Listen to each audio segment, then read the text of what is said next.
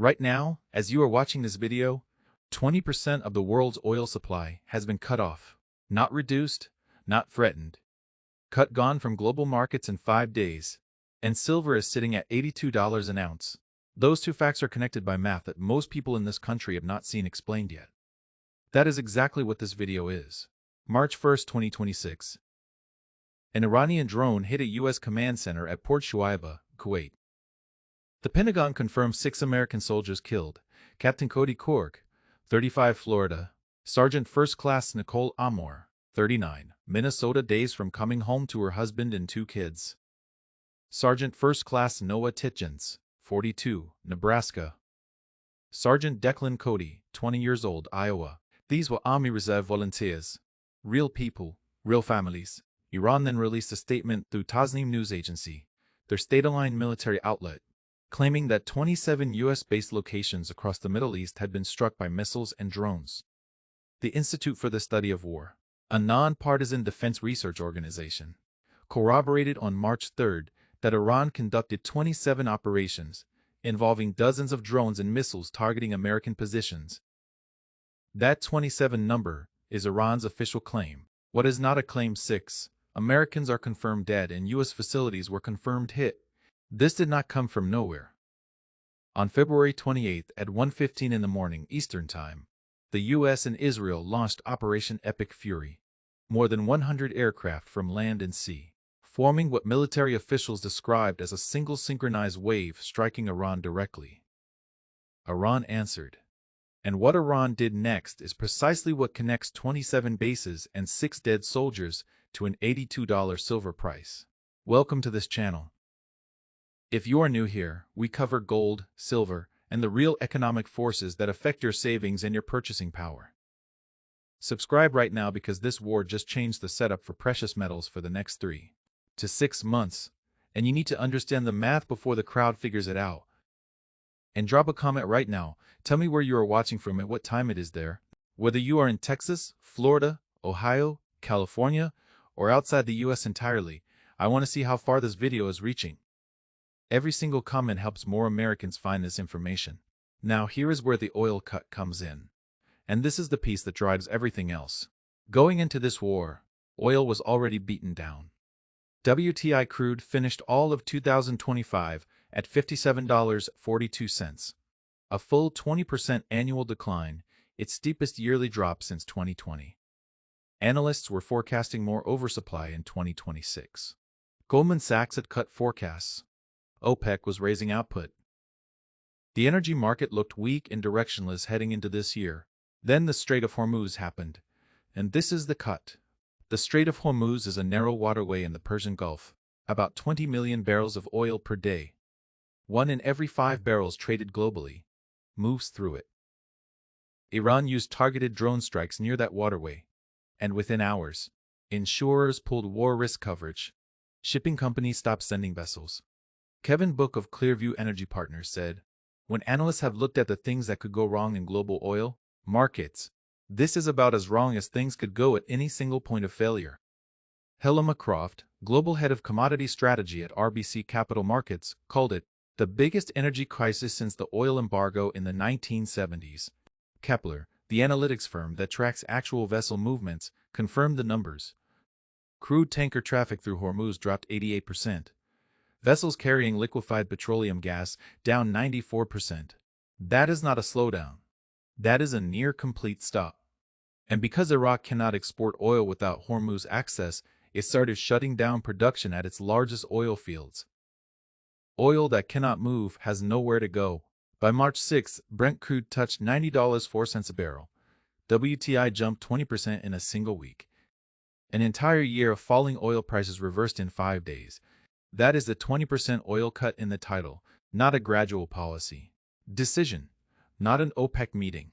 A war that physically removed 20% of global oil supply from circulation in less than a week. Now think about what that does to inflation. Oil is not just gasoline. Oil is the cost of manufacturing, shipping, and running every industrial process in America. When oil jumps 20% in 5 days, that cost pressure spreads into every sector of the economy. Prices rise. The dollar's purchasing power shrinks. And historically, When that happens fast, people who understand what is coming move money into physical assets that hold value when paper erodes. That is where silver enters the equation. Silver had already been telling a powerful story before this war began. On January 29, 2026, it hit an all-time nominal high of $121.67 per ounce. Forbes reported that silver surged 145% across all of 2025, minus the best-performing commodity of the year, its strongest annual performance since 1979. The metal had spent an entire year building momentum, driven by industrial demand, supply deficits, and safe haven buying. Then January 30th happened. The Wall Street Journal reported silver crashed 31% in a single day, the second worst one-day drop in this metal's recorded history. From $121 down towards $75 in hours. If you watched that happen, it looked like the silver story was over. It was not. Here is what actually caused it. CNBC confirmed that COMEx, the exchange where silver futures are traded, raised margin requirements on silver contracts from 11% to 15% almost overnight. That forced every leveraged paper trader to liquidate positions, regardless of their actual view on the metal. It was a mechanical, forced sell-off in the paper derivatives market. The physical supply and demand picture underneath it had not changed by a single ounce. Look at what the 5-2-week range on silver futures actually shows you. Low of $29.62, high of $121.79. Silver traveled from $29 to $121 in under a year. It is now at $82. That pullback from $121 to $82 happened while a 6-year structural supply deficit was still running, while 3 major banks had just raised price targets above current levels, and while an active war just cut off 20% of global oil supply. The question is not why silver dropped. The question is whether $82 reflects any of those realities. It does not, and here is the math proving it. J.P. Morgan Global Research published their 2026 silver forecast on February 11th. Their call: silver will average $81 per ounce across the full year of 2026, more than double the 2025 average. Greg Shearer, J.P. Morgan's head of precious and base metals research, said directly in their published research, "We expect silver prices to end the year something around $85 per ounce." Understand what an $81 average actually means mathematically. If silver spends weeks below $81, say at $65 or $70, it must spend an equal or greater period above $90 or $95 just for the annual average to reach $81.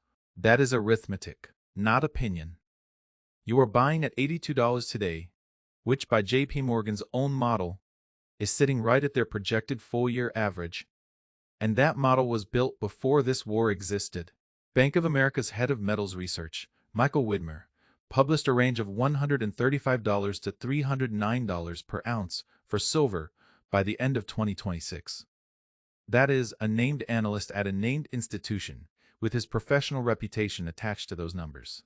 The low end of that range, $135, is 65% above where silver is trading right now. Citigroup raised its 0 to 3-month price target for silver to $150 an ounce in late January, expecting 30% to 40% upside in the near term.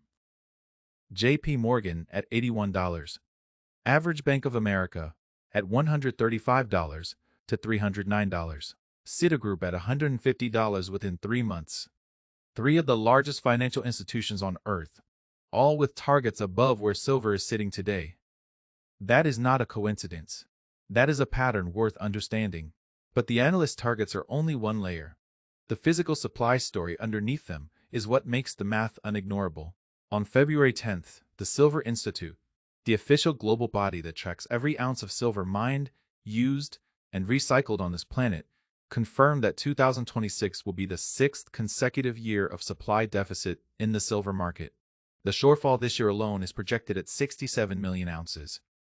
The world is consuming more silver than it is producing, for the 6th straight year, with no end in sight. The cumulative deficit from 2021 through 2025 runs to approximately 820 million ounces. Total global silver mine production in an entire year is roughly 820 million ounces. The world has burned through the equivalent of 1 full year of mine supply from above-ground stockpiles over 5 years.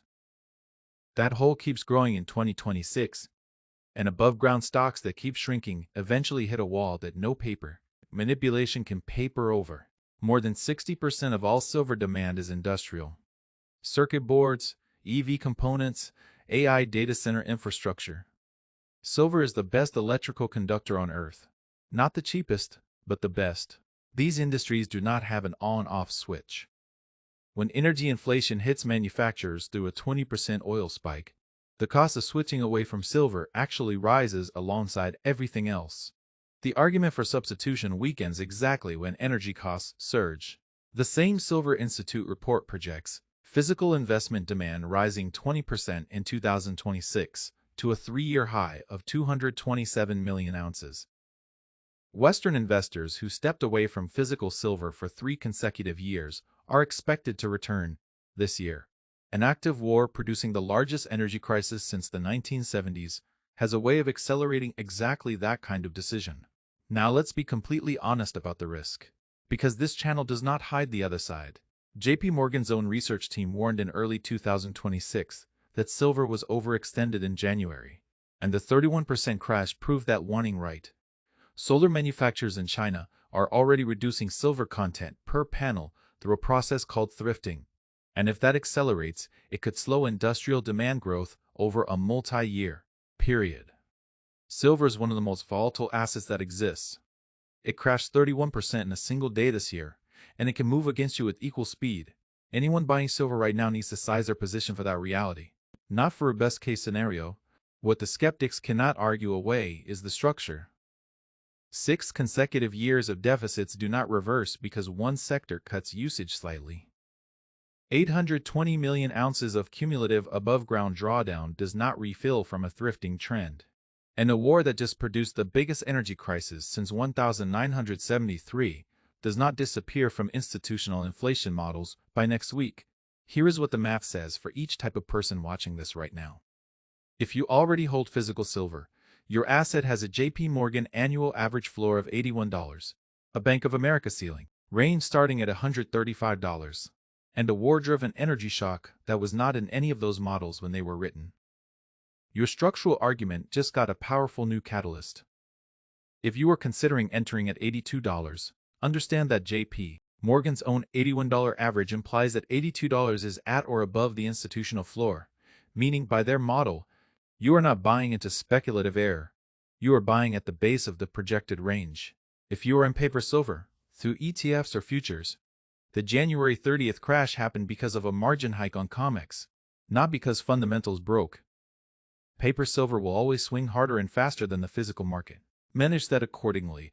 Watch 3 things over the next 3 to 6 months. First, how long Hormuz stays functionally disrupted. Every week without normal tanker traffic is another week of oil-driven inflation building, and silver absorbs that pressure as both an industrial metal and a safe haven asset simultaneously. Second, the gold-silver ratio. In April 2025, that ratio sat at 105 to 1. By March 1, 2026, long-term trends confirmed it had compressed to 61.43. When this ratio falls from extreme highs, silver historically moves faster and further than gold. The compression has more room to run. Third, whether Western physical investment actually returns the way the Silver Institute is forecasting. If 227 million ounces of physical demand arrives against an already depleted above-ground inventory, the drawdown on stockpiles accelerates in a way the current $82 price has not remotely priced in. 27 bases targeted. 6 soldiers dead. 20% of global oil supply physically removed from markets in 5 days. Silver at $82, exactly at the JP Morgan annual average floor, with Bank of America's low-end target 65% higher. With a 6-year deficit that was already running before this war, added a new engine to the fire. That is the math. It is not complicated. It is just not being said clearly anywhere else. If this gave you a clearer picture than you had before, subscribe to this channel, because the Hormuz story is not finished, and the next video is going to cover what a prolonged disruption specifically does. to silver's industrial supply chain in a way that almost no financial channel has mapped out yet. And leave a comment right now. Do you think silver holds $82 and moves higher from here? Or does it drop lower before the real move begins? Comment yes, it holds, or no, it drops first. And tell me where you are watching from and what time it is there. I want to see exactly how far this video travels.